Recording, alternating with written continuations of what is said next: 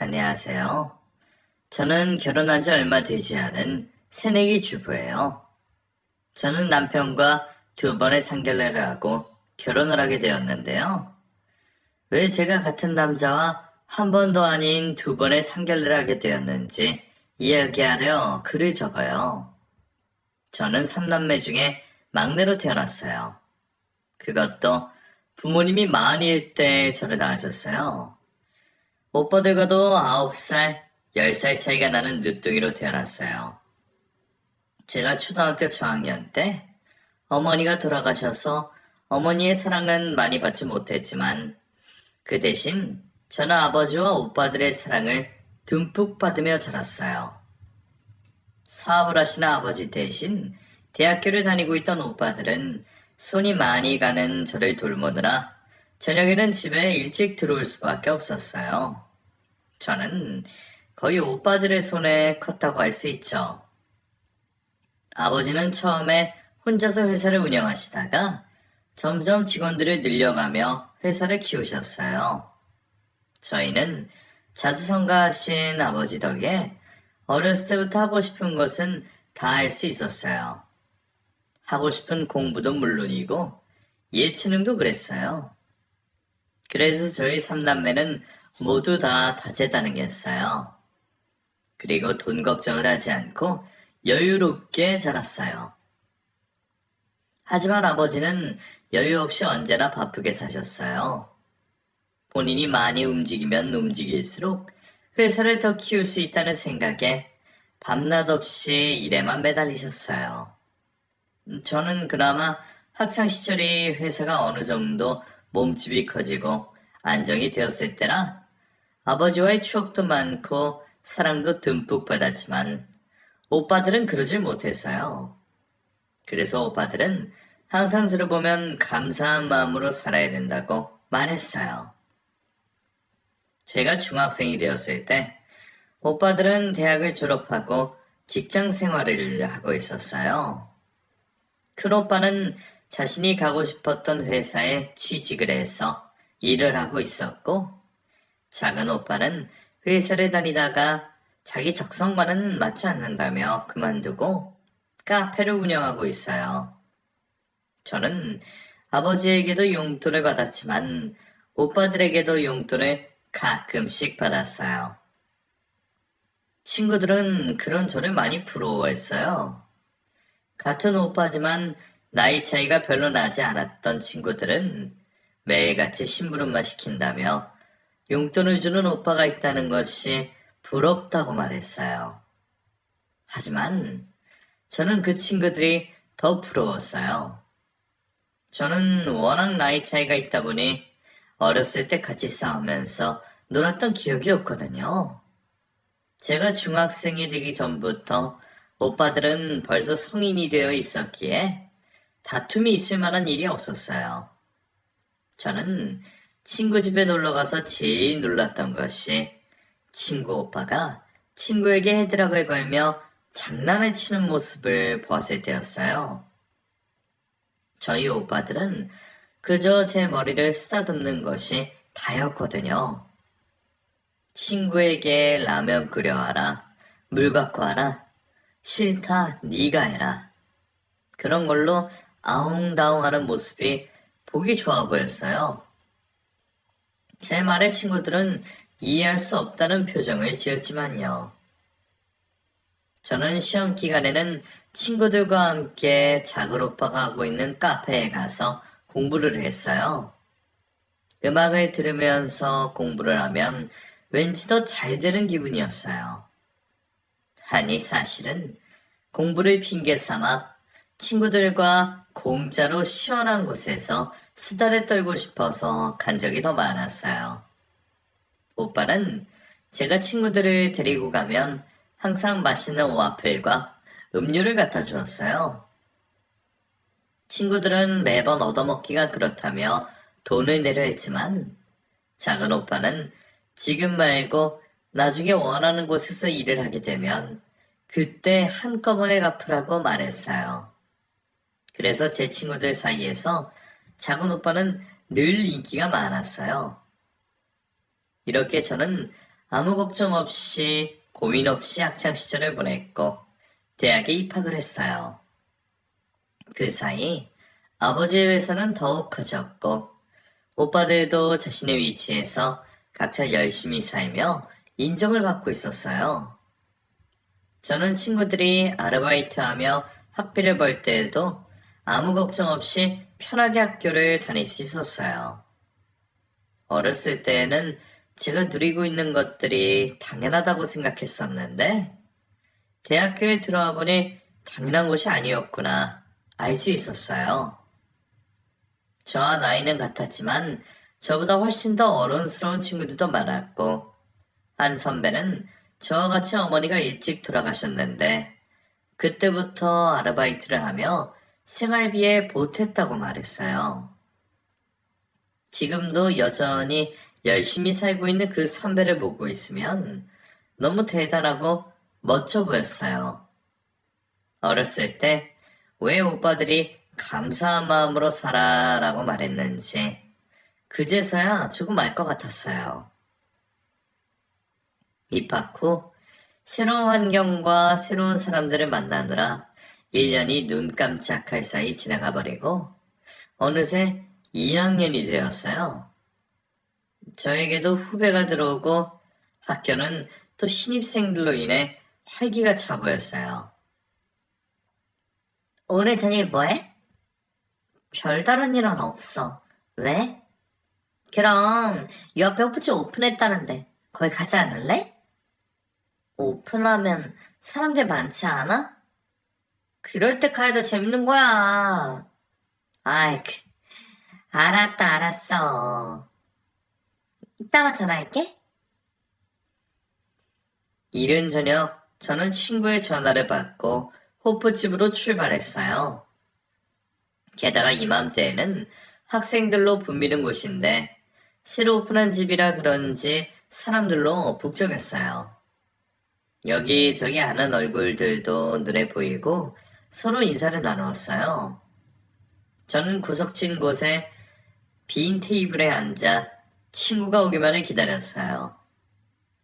직원이 생수와 물티슈를 가져다 주었고 저는 컵에다 물을 따르고 있었어요. 곧이어 친구가 도착했고 맥주와 안주를 시켰어요. 직원은 주문한 음식을 가져다 주며 소주 한 병은 서비스라고 말했어요. 오랜만에 시끌벅적한 곳에 있으니 에너지가 넘치는 것 같았어요. 친구는 오늘 저에게 부탁할 것이 있어서 만나자고 했다고 했어요. 저기 과 선배가 자꾸 저를 소개시켜달라고 말을 한다며 몇 번 거절을 했는데도 자꾸 이야기를 해서 도저히 안 되겠다며 자신을 한번 살려달라고 말했어요. 제가 그런 것을 좋아하지 않는다는 것을 아는 친구가 저에게 부탁을 할 정도면 정말 많이 시달리고 있겠구나 싶어 저는 한번 만나보기만 하겠다고 말을 했고 친구는 너무 고맙다며 오늘은 자기가 살 테니 마음껏 마시라고 했어요. 한참을 친구와 수다를 떨고 있는데 핸드폰이 울렸어요. 가방에서 핸드폰을 꺼내어 들었더니 작은 오빠였어요. 저는 일부러 받지 않았어요. 받아봤자 또 어디냐고 언제 들어오냐고 물어볼 게 뻔해서 받지 않았어요. 핸드폰을 다시 가방에 넣고는 맥주를 마시려고 잔을 드는데 익숙한 사람이 저에게 다가오고 있었어요. 고개를 들어보니 작은 오빠였어요. 너 일부러 내 전화 안 받는 거냐? 작은 오빠가 여기 웬일이야? 친구들이랑 약속이 있어서 들어왔다가 넌 것 같아서 전화했더니 안 받더라. 받으려고 보니까 끊겼어. 눈도 깜짝 안 하고 거짓말하는 거 봐라. 진짜거든. 너무 늦게 들어가지 말고 집에 일찍 들어가. 아니면 나랑 같이 들어가든지. 알았어. 그만 가봐. 저는 작은 오빠를 보내고서는 맥주를 다시 마셨어요. 친구는 저에게 누구냐고 물었고 저는 작은 오빠라며 원래는 이 시간에 카페에 있어야 할 사람인데 여기에 있다며 투덜거렸어요. 언젠가부터 작은 오빠가 저를 간섭하는 것이 느껴져서 요즘 멀리하고 있던 중이었거든요. 친구는 작은 오빠에게 관심이 있는지 이것저것 계속해서 물어봤어요. 저는 얼굴은 저래도 우리와 나이 차이가 많이 난다며 관심 끄라고 얘기했어요. 며칠 후 한 카페에서 그 친구는 선배를 소개시켜 주었어요. 그 선배는 키도 크고 남자답게 생겼어요. 저는 친구의 부탁으로 한 번만 만나고 말 생각에 아주 편안한 마음으로 나갔어요. 친구를 통해 서로 인사를 주고받은 후 친구는 자리를 피해줬고 그 선배와 단 둘이 남게 되었어요. 음료를 마시며 이런저런 이야기를 나누었고 저희는 헤어졌어요. 저는 그것으로 다 끝났다고 생각했지만 그 선배는 아니었던 모양이에요. 그 뒤로도 계속해서 연락이 왔고 제가 만나기 싫다고 말을 했는데도 제가 수업이 끝날 때까지 기다렸어요.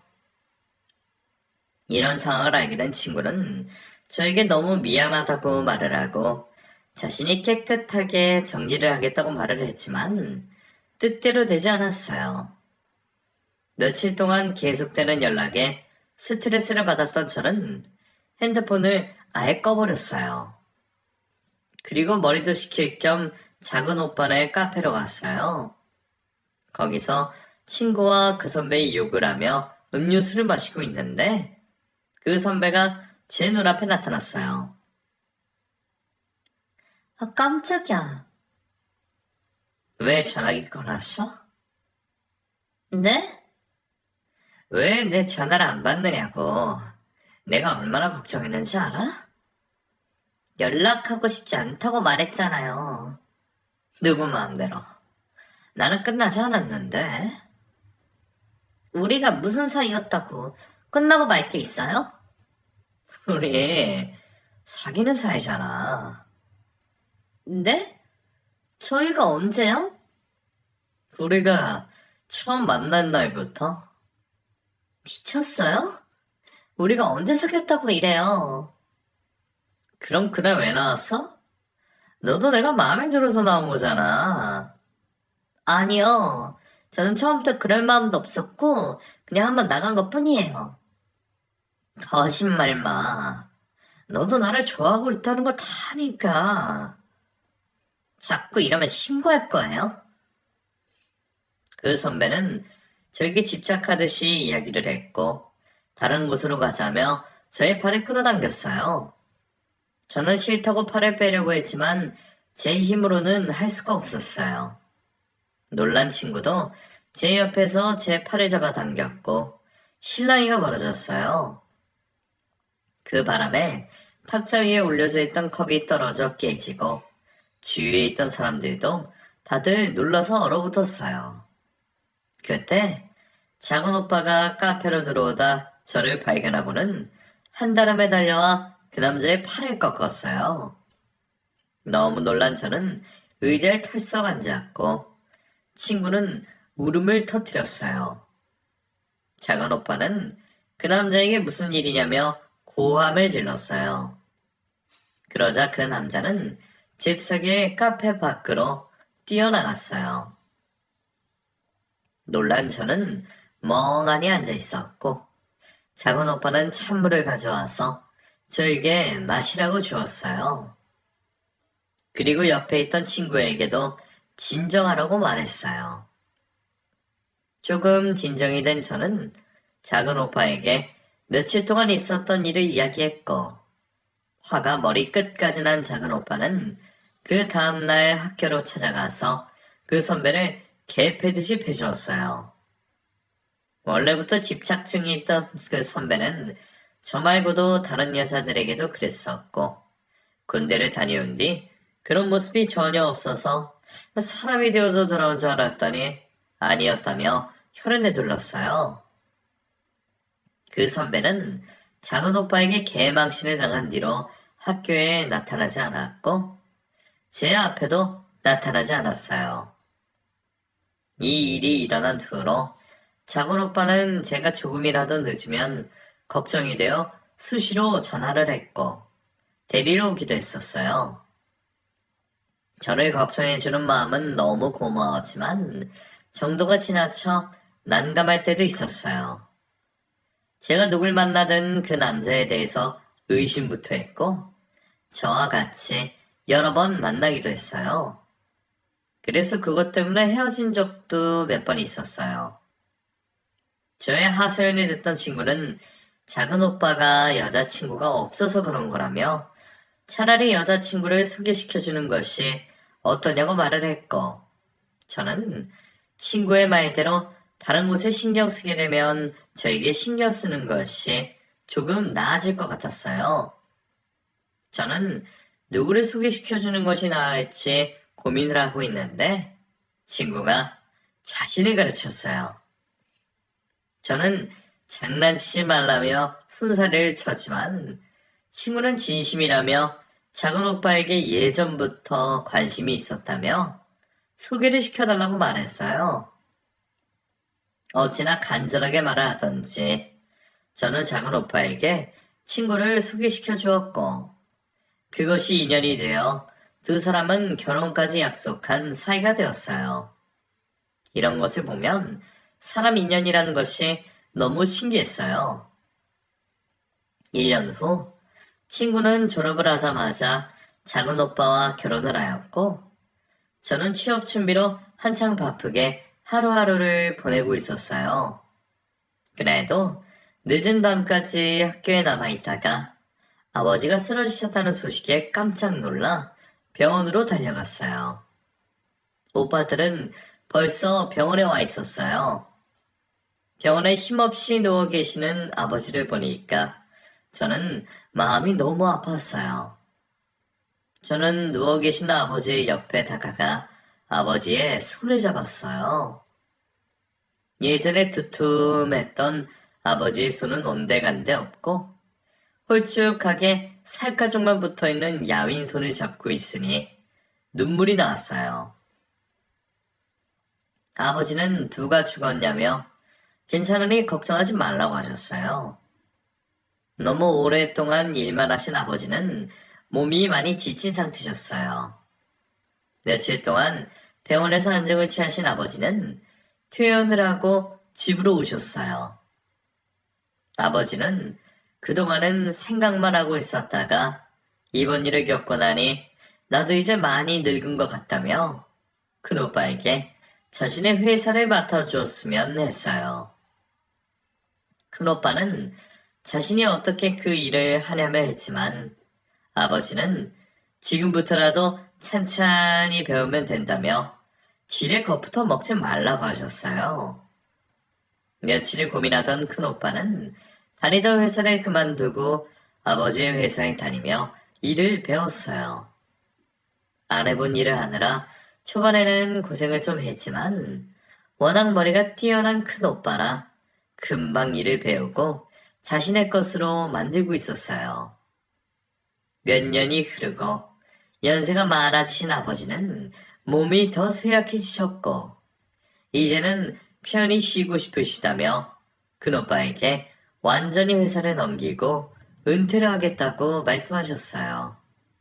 오빠들은 아직까지 정정하시다며 조금만 더 버텨달라고 말을 했지만 아버지는 이제는 물러날 때가 된 것 같다며 지금까지 못해본 것들을 하며 인생을 즐기면서 살고 싶다며 하셨어요. 결국 큰오빠는 아버지의 뜻에 따르기로 했어요. 은퇴를 하신 아버지는 마당에 화초를 키우시고 텃밭에 야채들을 키우셨어요. 워낙 수십 년을 부지런하게 사신 분이라 한시도 가만히 계시지 못했어요. 제가 퇴근을 하고 집에 들어갈 때쯤이면 아버지는 저녁을 준비해서는 저를 기다리고 계셨어요. 큰오빠와 작은오빠는 결혼을 해서 따로 나가 살고 평일에 집에서 밥을 같이 먹을 수 있는 사람은 저와 아버지뿐이었어요. 그래서 저도 될 수 있으면 집에서 저녁을 먹으려고 노력을 했어요. 어? 맛있어요. 아버지 갈수록 음식 솜씨가 느시는데요? 그래? 맛있어? 네, 특히 된장찌개가 너무 맛있어요. 거기에 들어간 파, 고추, 양파, 다 우리 텃밭에서 나온 거란다. 그래요?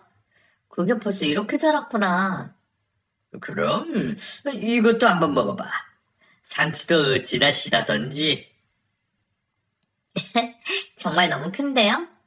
마트에서 파는 거랑은 달라요. 그렇지?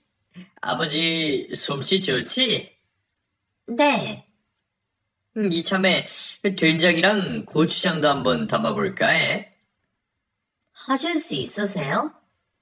요즘엔 인터넷에 없는 게 없더구나. 까짓거 한번 해보지 뭐. 아버지는 농사를 지으셔도 크게 되셨을 거예요. 뭐야? 이놈이. 아버지는 저의 말에 한방 웃음을 지으셨어요.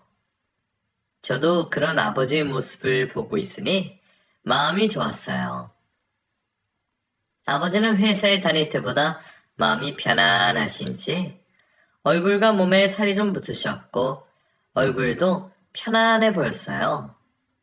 저는 맛있게 저녁을 먹고 방으로 올라왔어요. 회사에서 마무리하지 못한 일을 하느라 늦은 시간이 되어서야 잠자리에 들었어요. 며칠 뒤 저녁 가족들이 다 모였어요. 일주일에 한 번 토요일 저녁엔 온 가족들이 다 같이 모여 저녁을 먹기로 했었거든요. 평소에 아버지와 단 둘이 있던 집이 주말 저녁만 되면 아이들이 뛰어노는 소리에 시끌벅적해졌어요. 오늘은 마당에서 바비큐를 먹기로 했어요. 저는 올케 언니들과 같이 주방에서 재료 준비를 하고 마당에서는 오빠들이 바비큐 준비를 하고 있었어요. 그 옆으로는 조카들이 장난감을 가지고 뛰어놀고 있었어요. 저녁 식사 준비를 다 마친 저희는 마당으로 다들 모였고 오빠들이 구워주는 고기를 맛있게 먹으며 이야기를 나누었어요. 아버지는 텃밭에서 자란 상추와 고추를 자랑하셨어요. 아버지도 저와 단 둘이 식사를 할 때보다 더 행복해 보였어요. 조카들은 유치원에서 배웠다며 가족들 앞에서 율동을 하며 노래를 불렀어요. 그 모습에 저희는 더 웃음이 지을 수밖에 없었어요. 식사를 거의 마무리를 하고 올케 언니가 과일을 깎아서 내왔어요. 아버지는 하실 말씀이 있으시다며 뜸을 들이셨어요. 아버지는 학교를 운영하시는 지인이 자신의 학교에서 경비일을 맡아주면 안 되겠냐고 물어봤다며 자신은 그 일을 하고 싶다고 말씀하셨어요.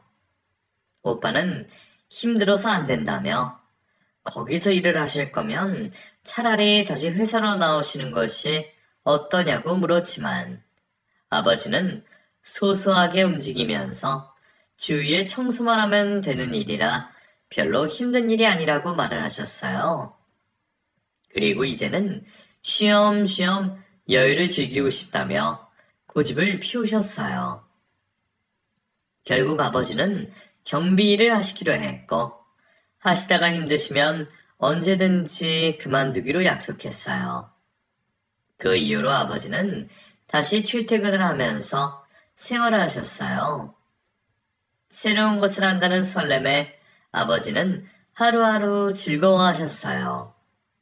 퇴근을 하고 집에 돌아오시면 학교에서 아이들과 있었던 일들을 저에게 이야기를 해주셨어요.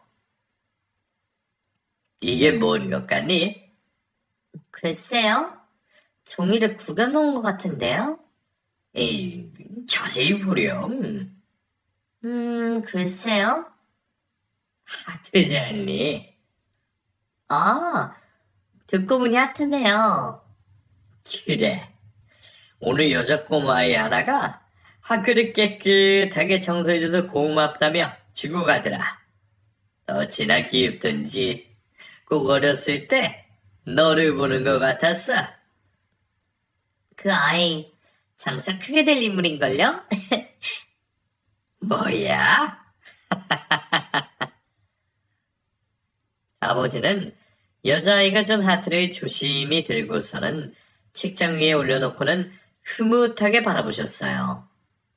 그 사이 저에게도 새로운 인연이 찾아왔어요. 같은 회사에 다니고 있는 직장 동료인 남편이 저와 같은 부서에서 일을 하게 되면서 더 친해지게 되었고, 같이 있는 시간이 많다 보니 어느새 연인이 되었어요. 사내 연애를 하면서 좋은 점도 있었지만 나쁜 점도 있었어요. 일적으로 대화를 나누고 있어도 다른 사람들 눈에는 연애를 하는 것처럼 보인다는 것이었어요.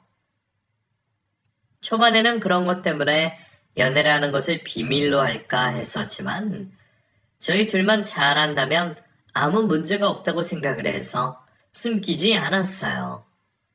회사에서는 제가 연애를 하고 있다는 사실을 다들 알고 있었지만 저희 집에서는 그 사실을 모르고 있었어요. 제가 일부러 말하지 않았어요. 예전에 스토킹을 한번 당한 이후로 연애를 할 때마다 작은 오빠에게 너무 많이 시달렸던 저는 누구를 만나든지 결혼을 할 사람이 아니라면 식구들에게는 소개를 시켜주지 않기로 마음을 먹었거든요. 가족들 몰래 1년 정도 연애를 한 저희는 결혼을 하기로 했어요. 남편은 자신의 집에는 어머니 혼자 계시니 너물산이 많은 저희 집에 먼저 가서 허락을 받자고 말했어요. 저는 주말 저녁 가족들에게 소개시켜줄 사람이 있다고 말을 했고 가족들은 궁금해했어요. 그리고 약속한 주말이 되었고 저는 남편을 데리고 집으로 갔어요. 가족들은 한 번도 제가 남편에 대해서 이야기한 적이 없어서 남편과 결혼을 하고 싶다고 말했더니 다들 깜짝 놀라했어요. 만난 지 벌써 1년이 넘었다고? 응. 그래서 내가 저번에 그렇게 소개팅을 시켜준다고 말했을 때에도 싫다고 말했구나. 그렇게 됐어. 진지게 데리고 오지. 그럼 더 빨리 친해지고 좋았잖아. 내가 연애하고 있다고 그랬으면 오빠들이 가만히 있었겠어? 당연히 가만히 못 있지. 어떤 사람인지 하나하나 다 살펴봐야지. 그럴까봐 그랬어. 가족들은 저에게 1년 동안 어쩌면 말 한마디도 안 할 수가 있냐며 앙큼하다고 말을 했어요. 아버지는 결혼을 하고 싶다는 저의 말에 신중하게 생각하고 결정한 일일 테니 결혼을 하기로 마음먹은 거 미루지 말고 빨리 하라고 말씀하셨어요. 오빠들은 그렇게는 안 된다며 자기들과는 오늘이 첫 만남이니 앞으로 1년은 더 지켜보고 결정을 해야 한다고 말을 했어요. 그 말에 남편은 안절부절하지 못하고 그 모습에 가족들은 또 웃음이 터졌어요. 아버지는 너무 오랫동안 붙잡지 말고 적당히 하라며 방으로 들어가셨고 오빠들은 남편과 함께 술을 한 잔씩 나누며 저 어떻게 만났는지 어디가 좋았는지 이것저것 물어봤어요. 저는 그런 것까지 다 물어보냐며 그만하라고 말했지만 오빠들은 멈추지 않았어요. 술이 들어가고 분위기가 무르익으니 어느새 오빠들과 남편은 좀 더 가까워졌고 남편은 처음 왔을 때보다 편안해 보였어요.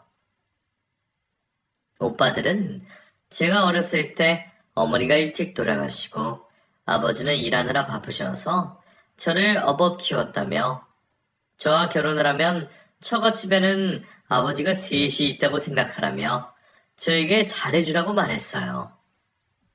저는 그런 말을 하는 오빠들에게 나 혼자 잘 컸다고 코웃음을 쳤지만 항상 고마워하고 있었어요.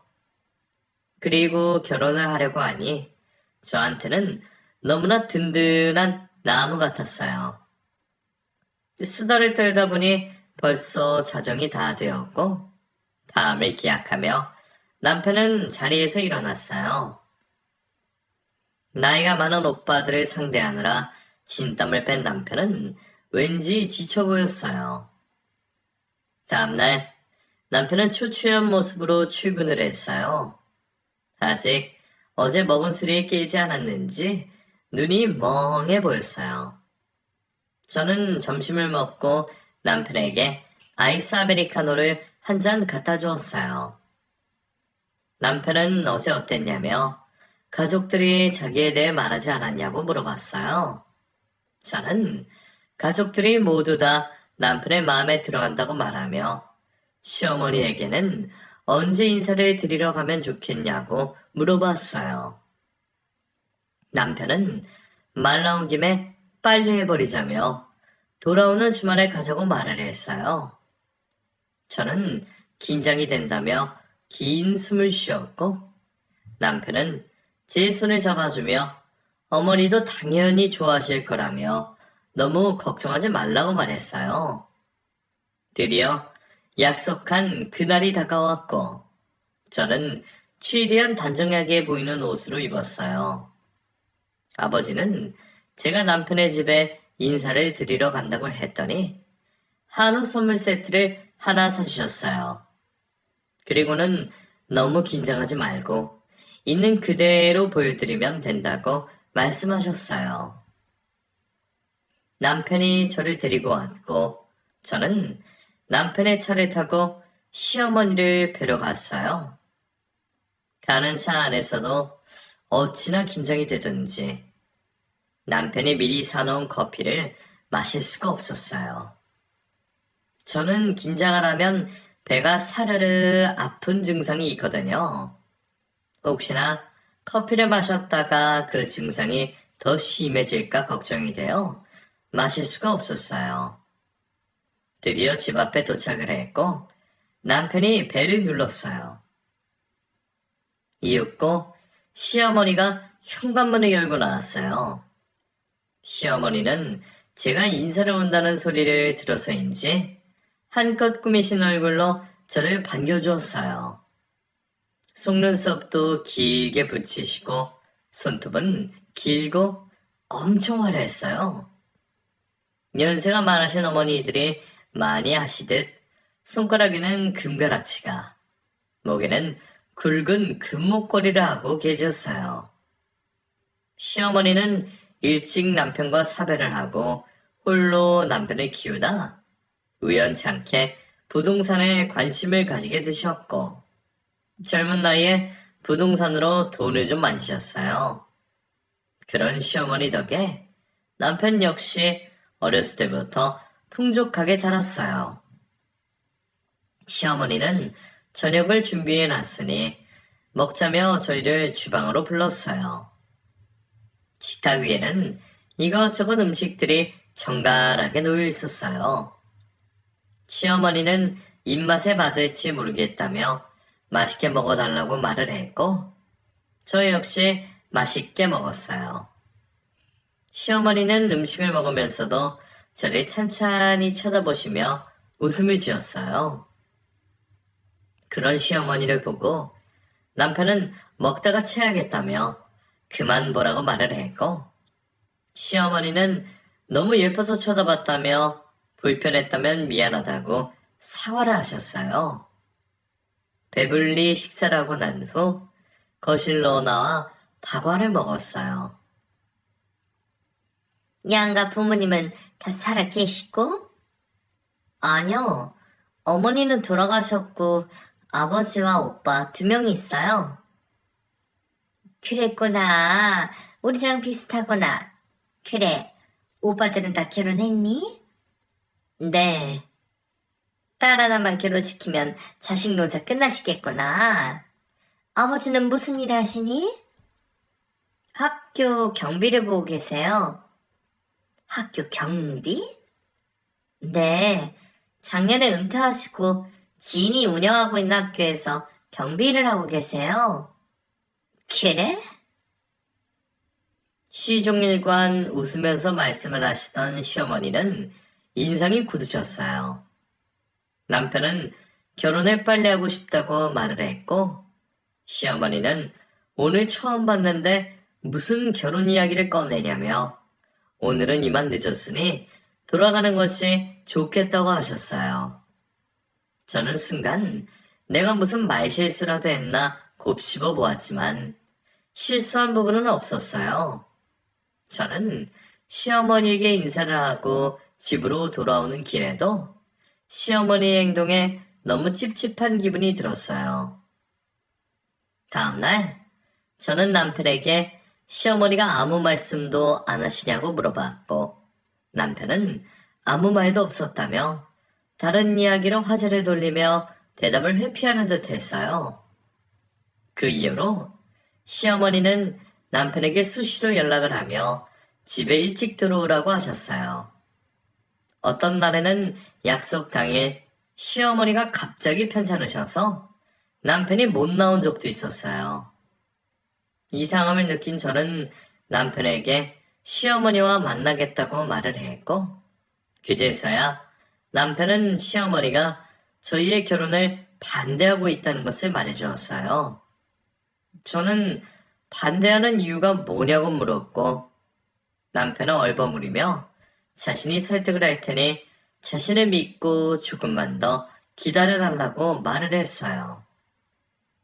하지만 며칠이 지나도 아무 소식이 없었고 저희 집에는 상견례 날짜는 계속 물어보고 저는 마냥 남편만 믿고 있을 수만은 없었어요.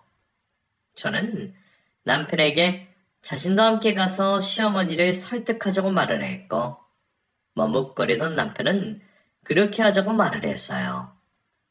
저는 남편과 함께 시어머니를 만나 뵈러 집으로 찾아갔어요. 시어머니는 저를 보더니 못마땅한 얼굴로 쳐다보시며 아직 헤어지지 않았냐고 말씀하셨어요. 저는 저희의 결혼을 반대하는 이유에 대해서 물어봤고 시어머니는 당연한 걸 왜 물어보냐며 짜증을 내셨어요. 저는 잘 모르겠어요. 반대하시는 이유를. 아버지, 경비 일하신다며. 네. 그게 이해야. 네? 어디 경비 나는 양반이 나랑 사돈을 맺으려고? 그것 때문에 결혼에 반대하시는 거라고요? 결혼도 형편 맞는 사람들끼리 하는 거야. 우리는 너네 같은 집안이랑 결혼한 일 없으니 다른 남자 찾아봐. 시어머니는 자신이 할 말만 하고는 방문을 쾅 닫고는 방에 들어갔어요. 저는 너무 어이가 없어서 할 말을 잃었어요. 남편은 시어머니에게 왜 그렇게 말을 하냐며 화를 내고는 제 옆에서 안절부절 못하고 있었어요. 화가 난 저는 그 집을 나왔고 뒤따라 나온 남편이 저의 팔을 붙잡았어요. 저는 남편이 붙잡은 손을 뿌리치고는 앞만 보고 뛰었어요. 마음의 상처를 받은 저는 집에 가는 길에 펑펑 울었어요. 빨갛게 충혈된 눈으로 집에 들어갈 수 없었던 저는 집 근처에서 서성이다가 집에 들어갔어요. 저는 이 사실을 차마 가족들에게 알리지 못하고 속으로 끙끙 앓고만 있었어요. 남편은 계속해서 저에게 연락을 했지만 이 순간만큼은 남편의 목소리도 듣기가 싫었어요. 다음날 저는 힘든 몸을 이끌고 출근을 했지만 남편이 보이지 않았어요. 그리고 며칠 동안 남편은 회사에 병가를 내고 출근을 하지 않았고 제 연락도 받지 않았어요. 걱정이 되었던 저는 용기를 내어 집으로 찾아갔고 난장판이 되어 있는 집을 보고는 깜짝 놀랐어요. 남편은 폐인처럼 누워 있었고 시어머니는 며칠 전보다 야윈 얼굴로 서 있었어요. 남편은 제가 간 이후로 시어머니를 설득했지만 시어머니의 고집을 꺾을 수 없었고 저와 결혼을 하지 못하면 죽겠다고 난리를 치며 며칠째 밥도 먹지 않고 자리를 깔고 누워있다고 말했어요. 제가 온 곳에 본 남편은 자리에서 일어나려 했지만 힘이 없어 다시 눕고 말았어요. 그런 아들의 모습을 지켜볼 수 없었던 시어머니는 상견례를 하기로 하고 날짜를 잡았어요. 상견례 당일 저는 가족들과 식당으로 갔어요. 시어머니는 화려한 옷을 입고는 표독스러운 얼굴을 하고 먼저 와 계셨어요.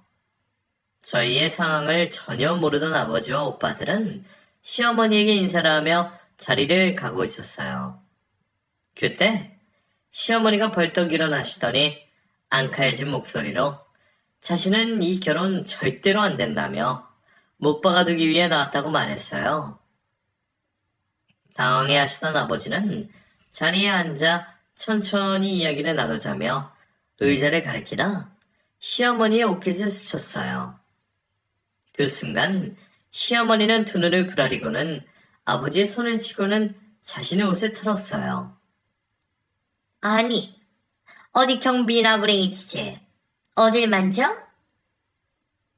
회장님한테 말 조심하세요. 뒤따라온 비서가 아버지를 부축하며 말을 하자 시어머니는 상황 파악이 안 된 듯 멍하니 서 있었어요. 아버지는 비서에게 괜찮다며 손짓을 했어요.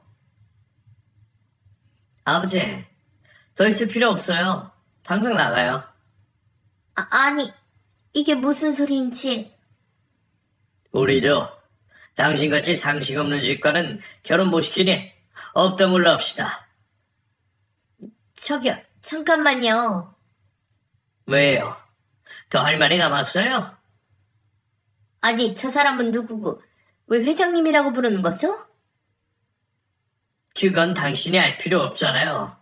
어서 나와. 큰 오빠는 아버지를 모시고 나가고 저는 작은 오빠의 손에 이끌려 식당을 나왔어요. 집에 도착하자마자 작은 오빠는 네가 뭐가 부족해서 저런 대우를 하는 집에 시집 가려고 그랬냐며 왜 말하지 않았냐고 닥달을 했어요. 저는 아무 말도 하지 못하고 울기만 했어요. 아버지를 모시고 온 큰오빠 역시 저를 몰아붙였고 잠자코 듣고 계시던 아버지는 그만하라며 지금 제일 상처를 받은 것은 막내일 거라며 너무 몰아세우지 말라고 하시며 방으로 들어가셨어요. 오빠들은 아버지의 말씀에 더 이상 아무 말도 하지 못했어요. 다음날 회사에 출근한 저를 남편이 불렀어요. 그리고는 어제 시어머니의 행동에 대해서 미안하다고 사과를 하며 가족들에게도 사과를 하고 싶다고 말을 했어요. 저는 이제 모든 것이 다 끝났다고 말했어요. 그날 저녁 오빠들은 아버지와 제가 걱정이 되어 집으로 왔어요. 저는 아무것도 먹지 않고 방 안에만 계속 있었어요.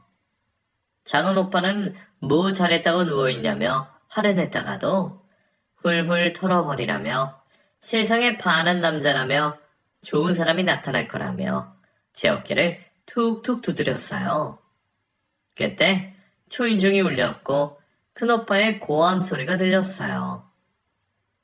깜짝 놀란 저와 작은 오빠를 거실로 나갔어요. 여기가 어디라고 해요? 가만히 있을 수가 없어서 왔어요. 어제는 제가 아버님께 너무 무례했어요. 더 할 말도 없고 우리 님이 다 끝냈으니까 돌아가세요. 얼굴이라도 보고 사죄를 드리고 싶어서 왔으니 만나기라도 해줘요. 아니, 돌아가시라니까요? 내가 이렇게 부탁할게요. 지금 안 계시니 돌아가세요.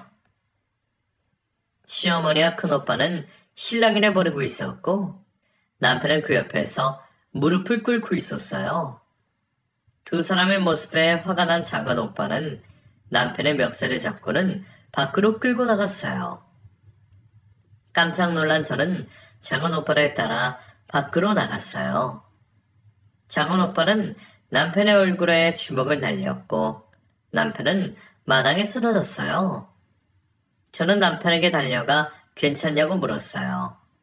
작은 오빠는 거기서 안 떨어지냐며 저의 팔을 붙잡았고 다시는 여기 나타나지 말라며 고함을 질렀어요. 결국 시어머니와 남편은 아버지의 얼굴도 보지 못한 채 돌아갔어요. 저는 그래도 사활하겠다며 온 사람인데 너무하지 않냐고 말을 했지만 아직 가족들은 어제 일로 분노가 가득했고 용서가 되질 않았어요. 남편은 하루도 빠짐없이 매일같이 죄송하다며 집으로 찾아왔지만 오빠들에게 문전박대를 당했어요. 저는 아버지가 받은 상처도 가슴이 아프지만 그런 남편의 모습을 보고 있는 것도 가슴이 아팠어요.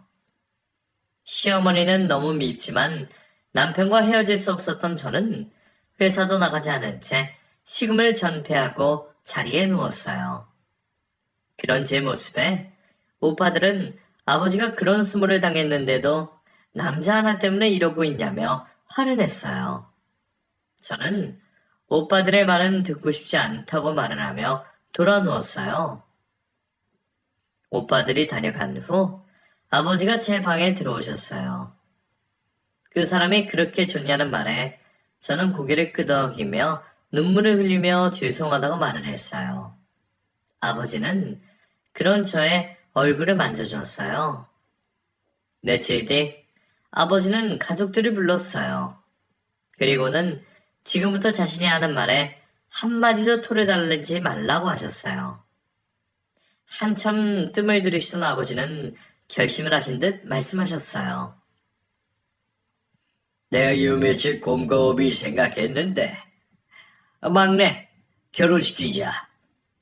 아버지, 사람은 누구나 실수를 하고 산다.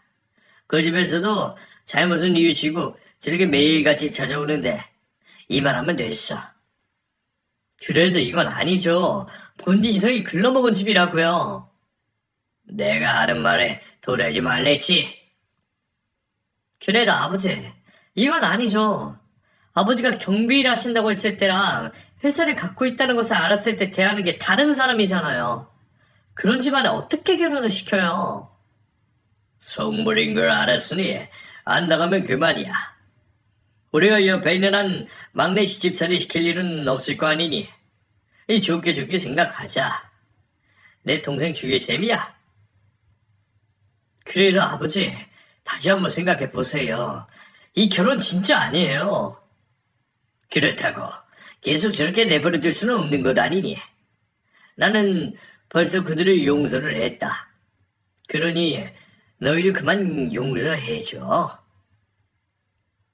아버지는 저와 남편의 결혼을 허락하셨고 저는 그런 아버지에게 너무 감사했어요. 자신의 상처보다 저의 상처를 먼저 생각해 주셔서 저는 눈물을 멈출 수가 없었어요. 그리고 다음날 남편은 집으로 찾아와 아버지에게 진심을 담아 죄송하다고 말씀드렸어요. 그리고 앞으로 잘 살겠다는 말도 했어요. 저희는 다시 상견례 날짜를 잡았고 다시 한번 모이게 되었어요. 시어머니는 저번과는 다른 모습으로 간이며 쓸개며 다 앞에 주듯이 저희 집에서 하자는 대로 생각도 해보시지 않고 뭐든지 다 좋다고 말씀하셨어요. 그런 시어머니의 모습에 오빠들은 고개를 내저었어요. 저희의 결혼은 늦어진 만큼 일사천리로 빠르게 진행이 되었어요. 먼저 결혼한 올케 언니들이 친정어머니처럼 하나하나 꼼꼼하게 살펴준 덕분에 저는 편안하게 걱정 없이 결혼 준비를 할 수 있었어요. 그리고 저희는 결혼을 하고 당분간은 연세가 많으신 아버지의 집에서 신혼을 보내기로 했어요. 시어머니 역시 남편이 결혼을 하고 나면 혼자가 되시지만 시어머니는 자신보다는 아버지와 함께하는 것이 더 낫겠다며 말씀하시고 그렇게 하라고 하셨어요. 그래서 저희는 신혼집이며 신혼살림에 들어가는 비용을 줄일 수 있었어요. 그리고 오빠들도 나이가 많은 오빠가 있으면 이런 게 좋은 거라며 결혼 비용에 보태라며 넉넉하게 챙겨줘. 저는 정말 공짜로 결혼을 하는 느낌이었어요. 몇 달 후, 저희는 많은 사람들의 축복 속에 결혼식을 올렸고, 저희를 위해 시어머니를 용서해 주신 아버지를 위해서 행복하게 잘 사는 모습을 보여드리겠다고 약속을 했어요. 그리고 아직까지는 그 약속을 잘 지키며 살고 있는 것 같아요. 앞으로도 그 약속을 지키며 행복하게 살고 싶어요.